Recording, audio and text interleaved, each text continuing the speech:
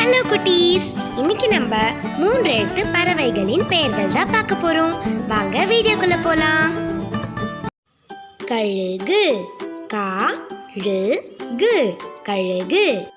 மயில், மயில், மயில். காகம், காகம், காகம். குருவி, குருவி, குருவி.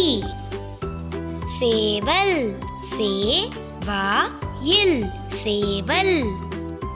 குயில், குயில், குயில். ஆந்தை, ஆந்தை, ஆந்தை. கொக்கு, கொக்கு, கொக்கு. வாத்து, வாத்து, வாத்து. வௌவால், வௌவால், வௌவால். Thanks for watching. Subscribe for more videos.